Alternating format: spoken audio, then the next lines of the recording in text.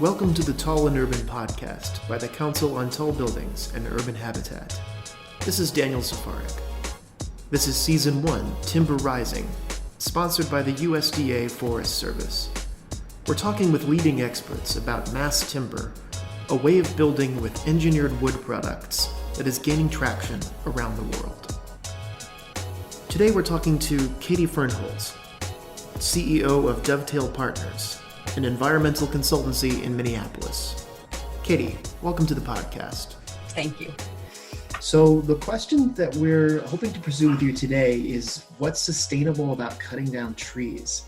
I think it's a counterintuitive notion for a lot of people that, sustainable forestry is really one of the keys to the success of not only the mass timber construction industry, but it actually is pretty helpful to managed forests as well. So maybe we can start with what your definition of sustainable forestry might be and go from there. Thank you, Dan. Cutting down trees can be counterintuitive. And when I think of defining sustainable forestry, the definition of sustainable forestry for me is caring for the forest in a way that future generations will not have diminished choices or diminished opportunities. So, sustainability is about keeping things at least as good as they are, but maybe, restoring and making them better if we can as well. But, I'm always hesitant with sustainability just because it is a broad concept, but it comes down to caring for the resource in a way that future generations can be as fortunate as we have been. Great. And so obviously there are all kinds of different kinds of trees and there are many different kinds of forests. What kinds of trees are normally cut down for commercial timber production, such as we would find in our typical single family homes versus what we would be selecting for mass timber? And where does the waste that comes from typical timber harvesting fall into that picture? A lot of our commercial timber production relies on softwood species, and that's kind of a general term, but softwood species, as the term implies, they tend to be less dense woods, and they're the pine, conifer, and fir species. So a lot of Douglas fir out west, a lot of pine from the southeast. These are softwood species that are really the bread and butter of our commercial timber industry. However, in the United States, in North America, we are fortunate to have native biodiversity in our forest resources. So we use all kinds of additional species. And there's this whole other category of hardwood species that are commercially valuable as well, whether it's oak, maple, birch, hickory. One of the things when we think about our use of timber in our lives and in our homes is we often frame up and build our structures with softwoods, and we fill the inside with hardwoods. So in the walls, you may have your softwoods, your pine and your conifers, your evergreen trees, but your floors and your paneling and your doors are where we often see our hardwood species, our maple, our oak, and those species. Interesting. And there's a pretty substantial amount of forest at least in the United States that is actually federally managed. Is most of that for commercial production as opposed to protection, or what's the sort of breakdown there? Yeah, the breakdown of forest ownership in the U.S. is really interesting, and it impacts forest management, policy, timber management, all kinds of factors. And across the whole country as a whole, the majority of our forest land in the United States is privately owned. It's about a 60-40 split between public-private. The majority of the privately owned is owned by families and individuals. Families and individuals, family forest owners, are the largest land ownership class in the United States. However, in the Western United States, there is a concentration of publicly owned lands, including a dominance of federally owned lands.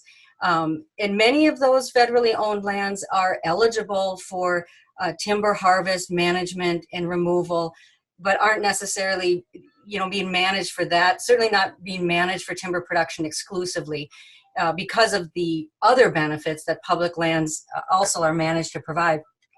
Bottom line, at this point in the United States, on an annual basis, 89% of our timber harvesting is occurring on private lands. So it's our private landowners that provide the vast majority of our timber production in this state. But there are public land managers that are important contributors, but we do certainly see the role of private landowners in meeting product needs as a major contributor.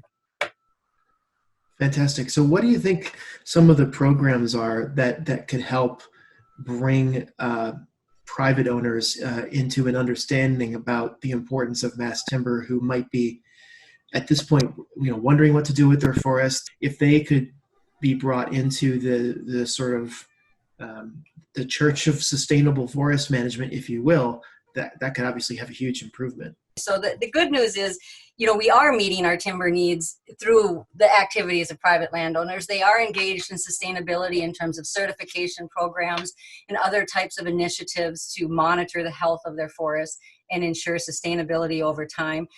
I mean, we know what our forests need in many situations to reduce wildfire risk. We know we've mapped and analyzed the high risk areas. We've evaluated fuel loading and we've looked even at, at water quality needs and wildlife habitat needs. We have a lot of really good analysis and insight into what's needed. It's the capacity to get the work done and to drive the capacity to get more good work done on the land. There's a couple ways to get there. One is through public investment, and we've certainly seen that. We've seen public investment at the federal and state level to support public agency actions and treatment of acres to reduce wildfire risk or enhance other benefits. The other way to scale up our activities and be able to do more of what we know is needed is through strong markets, so that we don't have to just rely on public funding to do what we need to do to care for forest health and public safety. What kinds of efforts do you see underway to get the supply chain issue and the forest management issues to sort of meet halfway, in the service of a sustainable economy? That's a really big question. But. It is. It's big questions. It's important for us to ask and try and answer big questions. So that's, when we look at the supply chain of forest products, there's a bunch of really good stuff we have in place. We produce forest products, I think it's in 40 some of the 50 states, at a commercial scale. So, forest management, forest product production is widely distributed across the United States and across North America. So in many parts of this country, there are locally available wood products. And so oftentimes it's a matter of making sure what's locally available fits, what's locally produced fits with local needs. And there's this concept within forestry.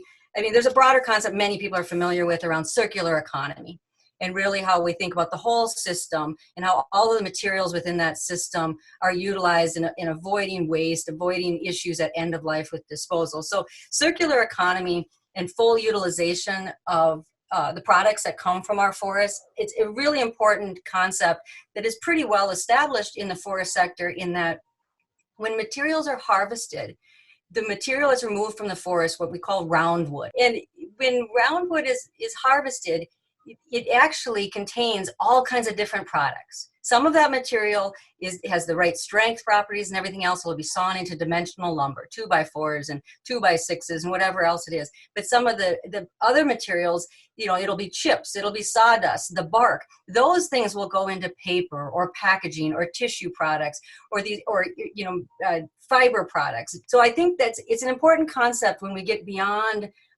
the excitement around mass timber, because mass timber is exciting and it can do wonderful things for storing carbon, addressing forest health, creating jobs, and looking at environmental, social, and economic opportunities around renewable materials. Mass timber is very exciting for a whole bunch of reasons, but also as we invest in mass timber production, there will be these other opportunities for other types of renewable materials from that as well. So I think that's a really important part of honoring the material that we remove and incorporating it throughout our economy and throughout our communities.